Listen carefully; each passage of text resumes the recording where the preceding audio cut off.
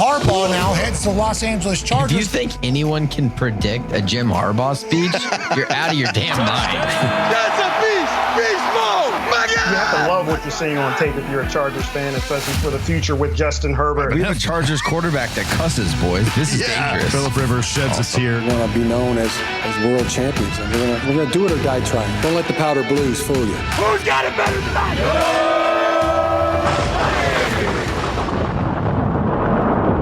Well, Happy New Year, everybody. Welcome back to the Charger Chat. I'm your co-host, Bulldog, sitting with my buddy, Kev Huggin Duggan. 2026, guys. We made it. We did it. We're here. And let's not forget Kyle, the coach, Duggan. Yeah, new year. Is this our Super Bowl year, boys? Yep, 2026. Feels like it. Feels like it. Feels we got a chance. We're in the dance. We're in the dance. That's it's up to Bozeman, but I think I'm feeling good. That's all right. We've made it this far. Who says we can't go further? So, obviously, folks, few things have happened between now and the last time we recorded, and we've got a Craig experience lined up for you as well, so let's waste no time. Start at the top. Right after we got done recording, it came out. Of course. Jim Harbaugh said that the quarterback, Justin Herbert, will not be playing Sunday against the Broncos. Said other starters with the most bruises and need the most healing won't play as well. Looks like that 7th seed is kind of where we're headed, boys. Yeah, for sure. Yeah. What do you guys like the sitting? We talked about it a little bit on the last one, but do you like the sitting? I've seen mixed responses online. Well, Justin's hand is broken. Yeah. He hasn't had more time to rest anything. So give him an extra week. Like this is a no-brainer. I don't know how you could argue this. Like his hand literally has a plate in it.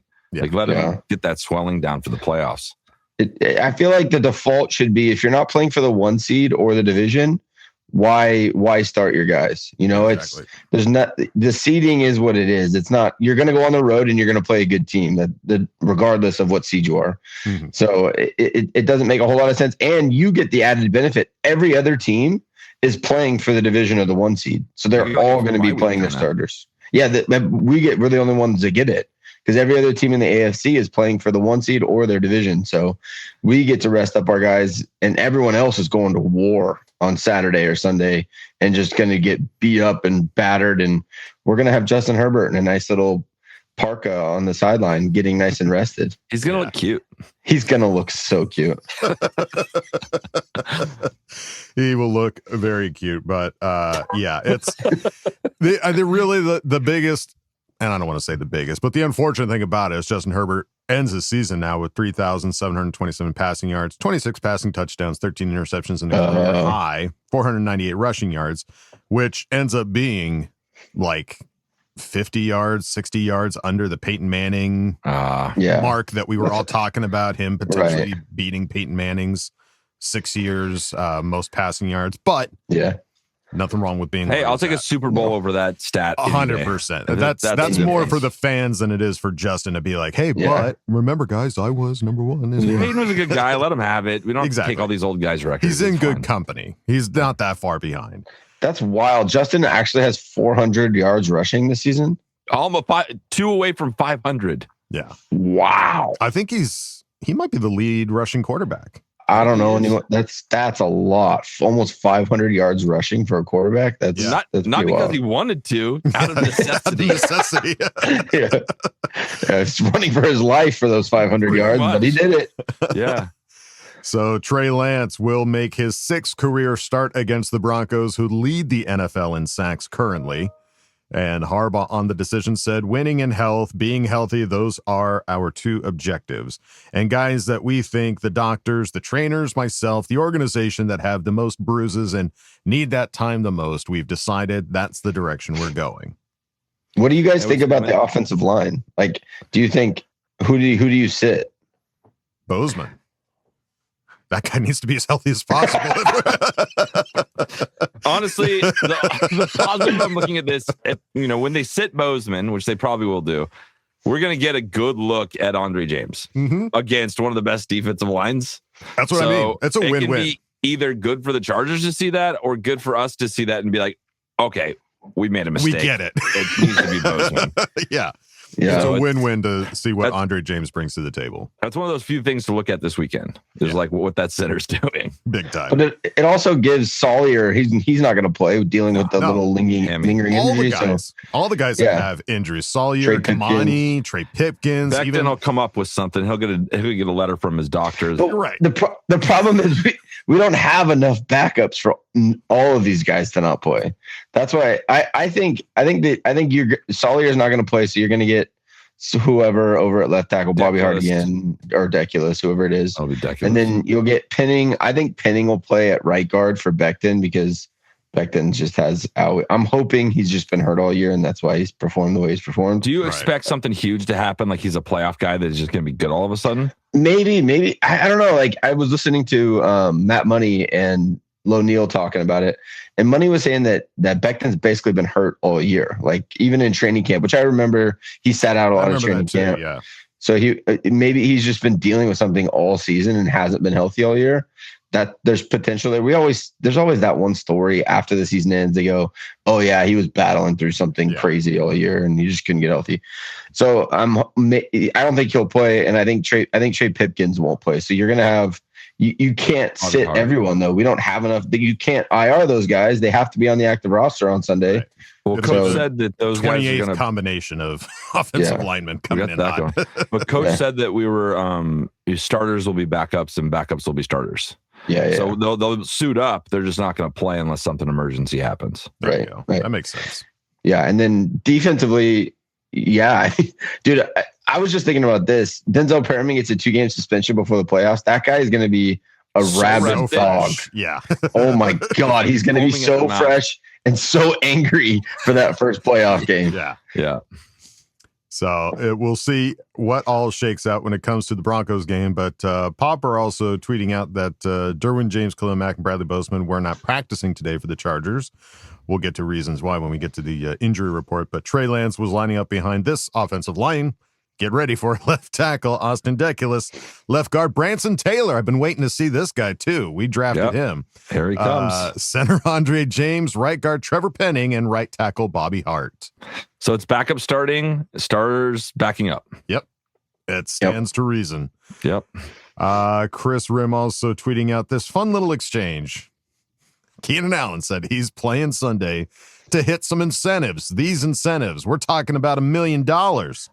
Looks over to Trey Lance. Hey, Trey, we got this 6 we going out to eat, bruh. Lance said, I need a new car. Allen said, shit, I might need to sit this one out. So Keenan Allen has an opportunity to make over $1 million this Sunday with 6 receptions. Just need 6 receptions to get $750,000. Yeah. 6 catches. That's kind of below what he's been getting recently, though, right? He's been right around there. It's right around there. Yeah. I mean, I feel like he's usually been at like 3 or 4 catches a game. Yeah. But with like, he's going over to Trey. Trey knows the vet, get him his money. They're going to be feeding him the rock in the first half. Just stand on the line of scrimmage, throw to him. Yeah. Like the span eye are like, no, he's shut up and take my money. Yeah. I don't think there's any way he doesn't get those 6 catches, honestly, in the first half, and then just shut him down in the second half. Yeah. Quarter, get him out of there. Yeah, 6 receptions should be doable. 9 receiving yards, 250,000 should be doable if you're getting 6 catches. If you're getting 6 catches, you better get 9 yards. Yeah. Underdogs, I know where I'm putting my money. 100%. And 2 tutties for $250,000. That seems a little lopsided. We're gonna leave that one there. Yeah, that one's probably not getting there. Yeah. So he should at least hit his millie come Sunday. I'd like to think. Millie. But we'll see. Yeah, winner, millie dinner. A millie. So playoffs. Chargers have 2 paths next week. If we win, we beat the Broncos, only to immediately play the 3-seed Broncos again in the wild card. So if we beat the Broncos, we're just saying, look, we want to play you guys one more time. We want to run it back. See you next week. Yeah, and in the same stadium too. Yep. So might as well just stay in Denver. Get an Airbnb and hang out. Yeah. Get a little timeshare or something. But if there's a loss, rest of the starters will face the 2nd seed Patriots. If the Bills lose, then if win wild card round, face the 1 seed Broncos the week after. So either way, we're going to have to play Denver probably one more time. But what do you think of that trajectory? Like playing in New England, softer schedule, still a very good team, but a young quarterback. Like, it feels good. It feels better to me. Criminals left and right. It feels better than playing the Texans, playing the Jaguars. Yeah. That feels better to me. And then immediately the next week going to Broncos. And then if you win that, you're in the AFC Championship. Yeah, I mean, we've done this in years past. And like last year, we were like, oh, we get the Texans first round. Let's freaking go. Right. This is a great matchup. And then you get smoked. So playoffs, every team's good. But if you're going to look at like unproven or untested teams in the playoffs, yeah, I want Drake May and that easiest schedule in the NFL in the first round. And then give me a team that we've already beat with our guys and a team that we know so well. It's always going to be a tight game and we can win it at the end. So yeah, that's wild. I would take that over having to play some of these other teams. Yeah. What do you think we can do to them to mess with their minds right now this week? What can we do to mess with these Broncos to get them uncomfortable next time we play with them? I don't know. Voodoo. Yeah, something. Voodoo dolls on the sideline. Yeah, hoodoo. Yeah, and we'll come back to that. I don't know. Well, yeah, let me mold that up. What can we do, folks? Put it down in the comments. How can we mess with Broncos coming up? A protector is the only thing I can think at the moment. But that would be their own locker room, so that doesn't really help anything. Yeah, we're not driving that office. The cleaning staff. They come back. Oh, you guys, the shit's still there. It's still there. All right. Well, let's look at the injury report because this will be telling as far as who ends up playing this upcoming game. Right now, Keenan Allen was on there just for rest. For that Millie. But we expect to see him playing Sunday. Yeah, he played full practice on Thursday. Got right. That. Bradley Bozeman finally showing up on the injury report with a concussion. So I don't even think he'll be backing up at this point. Darius Davis, though, getting some limited practices in. Good to see him. We would love to have him back for the special teams. Omarion Hampton, though, he did look a little limp. He will definitely not be playing because we even saw a little bit of a limp in this last game against the Texans, and turns out there's an ankle injury. He has not practiced the past couple of days. Just go live in that hyperbaric chamber, dude. We'll see you in a week and a half. Exactly. Hassan Haskins left the game against the Texans with a concussion. He's been getting limited practices in. Justin Herbert, limited Wednesday, but hasn't practiced Thursday. Just rest, big man. You're fine. You're fine. You don't need to do this. Derwin James and Khalil Mack both on there for rest days, but got limited practices in on Thursday. I would be surprised to see either one of these guys playing Sunday. Nah, they're not playing. But the defense is a little different. The defense is a little different than offense. Whenever we see these situations, it's always like, oh, he's still out there. Or, you know what I mean? Like, the defense doesn't really have the ability to, like, fully flip everyone out. Right. That's true. RJ Mickens with a shoulder injury, limited the past couple of days. Good to see him at least getting limited. Elijah Molden wasn't on there Wednesday, but Thursday showed up with a hamstring injury. He was limited. Not ideal. Nico Reed and Jamari Sawyer also with hamstring injuries, but neither one of them have been practicing. Benjamin St. Juste with the shoulder injury, limited both days. Thule on there for a rest day, or for rest, but he's still getting limited practices in. And Kamani Vidal with that neck injury was limited Wednesday, but got a full practice Thursday. Great to see for that as well. Yeah. So as long as he doesn't, I don't know what running back is going to be out there now. If Omarion, Kamani, and Hassan Haskins, I guess Patterson. Yeah, Patterson, and then it's just sacrificial lamb, right? I mean, that's what it is. Well, the thing is, Haskins not in protocol. He's been limited. I don't know if he is in protocol, but my guess is it's going to be Kamani, Haskins, and Patterson. Well, I almost don't even want Kamani to play. I want him to be fresh for the playoffs. Well, they have to start somebody. You can't play him. I'm sure Patterson will start, and Kamani will just get a couple reps, get back into running the ball a little bit, and get ready for the postseason. Because, dude, my projection for the next couple weeks, like, I think Kamani is going to be so important. Like, seeing that game where he wasn't playing, like the 1-2 punch of him and Omarion, like, I think he's so valuable to us. It's kind of under the radar value that I think could really make a difference for us in important games. I 100% agree. That's why I'd rest the poor man. He's got bruises. I counted them. Harbaugh, he's got some of the most. Well, if you look over at NFL Films, not a single person in the world thinks the Chargers are going to win, and understandably so. Gordon thinks they're putting up 38 points on us. Wow. That's a pride thing. You can't, no. Adam Rank thinks they're putting 26, and we're only getting 2 field goals out of this. Those guys. He's back on my shit list. They're all on my shit list. Every single one of you. Well, it's hard to project this game because you don't know what the hell is going to happen. I know. There's literally and who's going to be playing. Maybe that's how you get in their head. You let them win by a lot, and they're like, "Oh, we got this. We can take this team." Or we beat them with our backups. That's what I'm saying, dude. There's still a chance, man. They played like shit. They have played like shit against teams before. And they'll come back in the fourth quarter and do something. Like, there's no reason we can't give them a really good fight. And see what happens. Because it's weird playing against a backup quarterback, especially one like Trey Lance that is definitely a running type quarterback. Yeah, he fits into what Greg Roman wants to do with RPOs, letting the quarterback actually have some designed runs, get him outside of the pocket, play action. So it could be weird for the Broncos to try to game plan for what we're going to do. It almost just feels like a show up, run your base stuff, and then adjust as the game goes. So you never know. Trey comes out hot at the beginning. You could catch him a little bit with some of these trick plays or some of the RPO type stuff. Well, correct me if I'm wrong. The Broncos need to win to really secure that first seed. Oh yeah. So this is a serious game for them. Oh yeah. No, they're playing everybody. They have to go full out because if they lose and New England wins, New England gets the 1 seed. Yeah.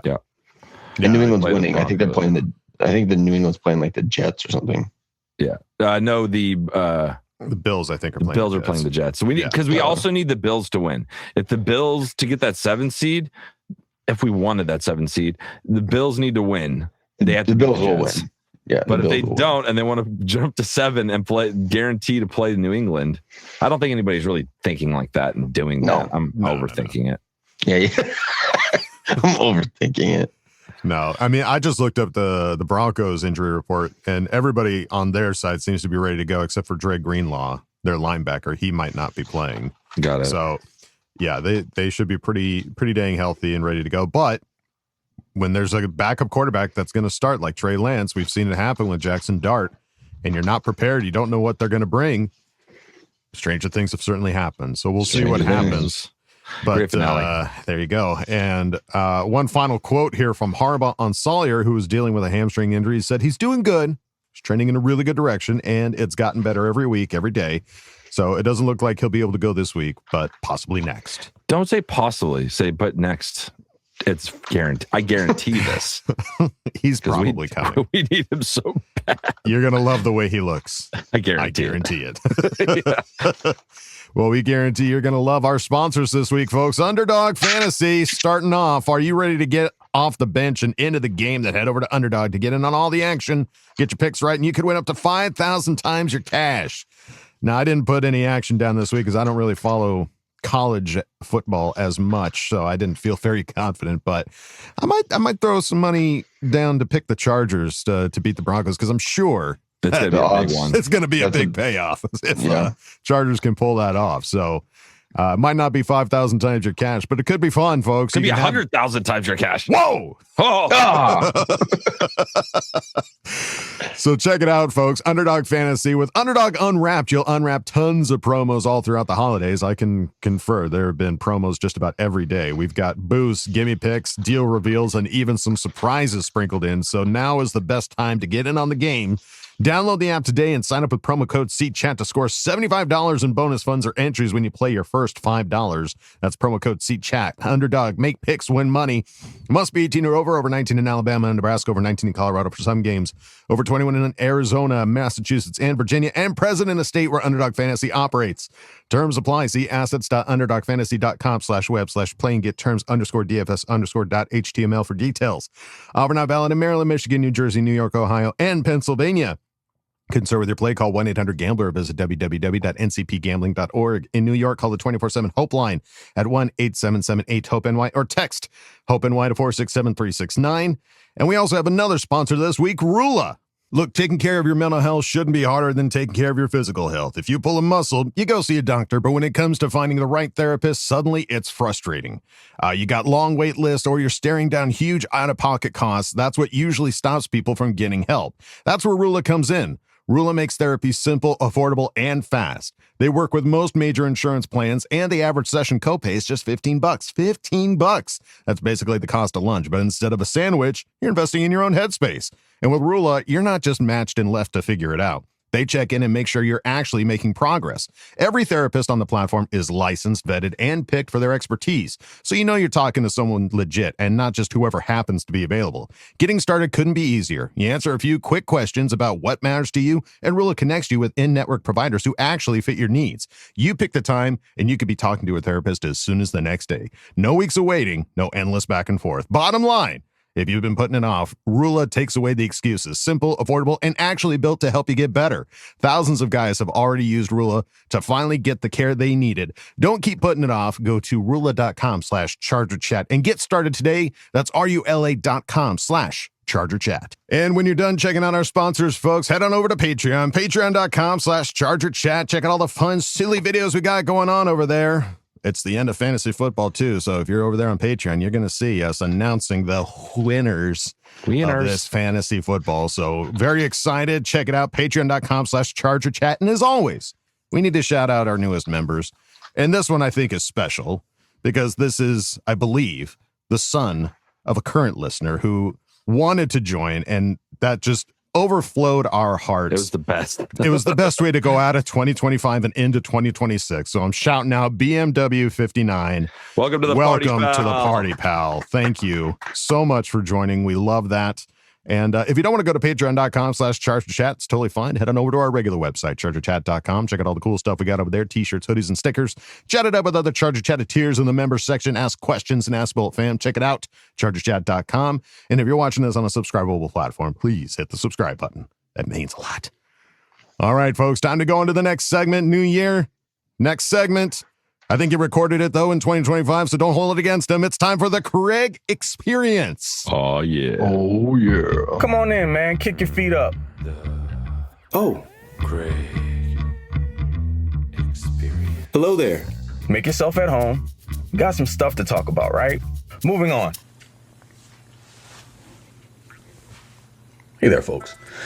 If you are just so happen to be along for the visual ride with us today here on YouTube, you have already noticed all of the Canes attire. That's right. My boys took care of the evil empire, aka the Ohio State Buckeyes, in the quarterfinals of the college football playoffs on New Year's Eve, and your boys riding pretty high, if you couldn't tell. Actually, there are a couple cats on this roster in the upcoming draft cycle that have Harbaugh guys written all over them, but that's a conversation for maybe a month or so from now, fingers crossed. But anyway, here we are. We have reached the finale of the regular season. It's upon us. And our Los Angeles Chargers have already punched their ticket into the dance. But they still have an opportunity to sweep the division. Although that task is going to be exceedingly more difficult. Kind of sort of depending on who suits up on Sunday. And we'll touch on that and much more on this week 18 edition of the TCE. That's right, the Craig Experience. Let's go. Okay, now that we are appropriately suited and booted, I guess we should talk a little bit about last week's loss to the Texans, aka what I am referring to as the Cheddar Bob game. If you guys have watched 8 Mile, you know exactly what I mean. A bunch of self-inflicted, just unforced errors by the Chargers. You got Cameron Dicker, who went Nate Kading, and, essentially cost the Chargers 4 points in a game that they lost by 4, but you can't blame everything squarely on that. It's just super weird coincidence. Arande Gadsden III with 2 big drops, one that caromed off of his hands into a Texans pick at the 1 yard line. Then he drops what would have been a pretty big 3rd down conversion later on. So rough game for the kid, even though he did come back and catch a TD. So kudos to him there. Chargers also lost the race to 20, which is kind of sort of where I thought either one of the teams had to be to dig out this win, because we knew it was going to be a defensive matchup. It didn't start off that way initially on the first 2 defensive drives for the Chargers. And speaking of that, the defense only gives up 6 points for 3 quarters. But the 14 that came on, the aforementioned first 2 defensive drives are what put you in a hole. And basically you had to figure out how to fight out of it. You had Tony Jefferson and Dante Jackson on 2 separate coverage busts. It just wasn't something that spoke to the brilliance of the defense for the rest of the game or how they played throughout the season. Just wasn't expected, especially from this Houston Texans offense, which had been sputtering for weeks. And you just assumed that the Chargers would just come in and shut them out. And that's just not how the game started off. So again, it was just a really significant hole to have to dig out of, especially when you consider the fact that the Chargers offense hasn't exactly been a well-oiled machine, mostly due to attrition. But we'll have a conversation later on about the offense and some of the issues and why I feel like they continue to sputter, even though you've heard me say it over and over again. But sounding like a broken record at this point. I just want it to be better. And then there's J.K. Scott, who punched just fine until you need him to, which is something else that I've called out here for quite some time. But I digress. Y'all know I hate blaming referees for anything. I hate talking about refs in general because I just feel like they're there to do a job, not be a part of the show.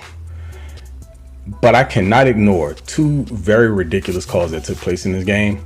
And here's how I feel about it. I think it's your job as a team to go out there and try to put as much space in between you and the opposition as possible so that the refs can't determine the game one way or another with like 1 or 2 trash calls. But the honest truth about the NFL is most decent teams play like within 1 score of each other. So there's a possibility, high probability, that it's probably going to happen. Anyway, this is why when you get opportunities to score, you have to put points up on the board. You can't squander it, because in games like this, which you know were going to be close just based on how the 2 teams were playing, you just had to do what you had to do, and it didn't work out. But anyway, speaking to the 2 calls that I had issues with, and I'm sure everybody saw and probably feels similarly, at least if you care to be objective, is the first one was the ridiculous roughing the passer call on Deion Henley that even though the Chargers were able to overcome, it still resulted in trash field position with the punt that was down at the Chargers 1-yard line.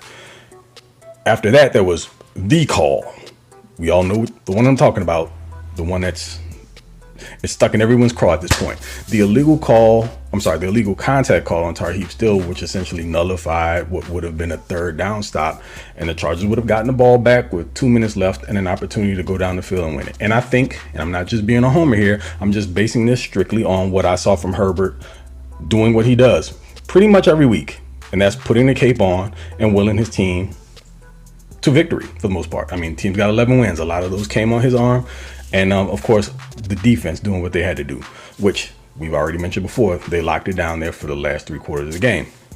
But with the way Herbert was kind of starting to roll there in the second half, just finding a way, doing the magic that he's been doing for weeks, and the way that Quentin Johnson, who I'm going to talk about here shortly, had been playing to that point, I think they would have found a way to get the ball in the end zone, probably QJ being the one who was a recipient of a Herbert pass to put them up.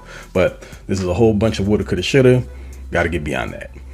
But while we're on the topic of wide receivers, we're going to blend this in with another Greg Roman conversation. Yeah, I'm tired of talking about it too, but it keeps popping up every week, and we can't just ignore it. It's the elephant in the room. Now, ironically enough, like I said before, the only wide receiver really worth his salt last week was QJ. And I was most locked in on him to see if he could pretty much exercise those demons from last year's wild card game against that very same Texans defense. And he absolutely did. Dude had almost 100 yards receiving. Ladd, unfortunately, had his only target of the game come with like 5 or so minutes left in the 4th quarter. No joke. And Keenan was almost non-existent, and he had a really big 3rd down drop. Then there's Trey Harris, who's apparently still the red-headed stepchild in the passing game. Just not enough targets for him. I think you got to feed the kid. He's shown himself to be a difference maker. And there are too many options on this roster, like receiving options, for the offense to be this stagnant. I mean, I get it. They're struggling, but even with the ridiculous O-line issues, there's still no excuse for this. I mean, you have 3 run after the catch options in Ladd, QJ, and Harris, yet Greg Roman can't dial up any isolation plays to get any of them the ball quickly and in space to go to work. Now, speaking of space, once again, I'm just going to keep banging the table for this one. The wide receiver splits and route combinations are still horrible. I need someone to like abduct Greg Roman, strap him to a chair, like pin his eyelids back, and force him to watch back the tape of his play calling from the Week 10 win against the Steelers on like a 48-hour loop. Look, you can feed him through an IV or something. He'll be fine, I'm sure. And since there's no use crying over spilled milk, let's just get to this Denver matchup because we still have to get through the game before we start talking wild card talk. The loss to the Texans gave the Broncos the division. So, with that off of the table, a smart move, which Jim Harbaugh is taking, is to sit Justin Herbert and what looks like some of the other key starters at Mile High to close out the regular season. I mean, it is the right thing to do because I'm not uber worried about seeding at this point, although my preference is to play New England because they've played like arguably the easiest schedule in NFL this year. So, what's most important, though, is to start the playoffs with as many of your best guys healthy as possible. That said, I still love to win this one, just to say we swept the division. You got Trey Lance, who has a huge opportunity to increase his value to the Chargers by becoming more attractive to other teams. I mean, maybe he can pop out and have such a stellar performance that some team is willing to sign him to a nice contract in free agency and net the Chargers a solid comp pick. The other players I'm going to have my eyes on squarely, Andre James, we all know why, and also rookie edge rusher Kyle Kennard. And I mean, this dude's basically been on the shelf for much of the season, pretty much as a healthy scratch. I'm just curious to see if there's been any development because he's going to get a ton of snaps this Sunday. I'm pretty sure about it. And for a score prediction, wowzers, I honestly don't know, man. I have no clue what to expect in this game. I do want the division sweep, so no logic here at all, just blind faith. I got the Chargers 17, Broncos 14, somehow, some way. But folks, that's gonna be it for your boy. This is the last regular season edition of the TCE. What a year, and man, how fast these things go by.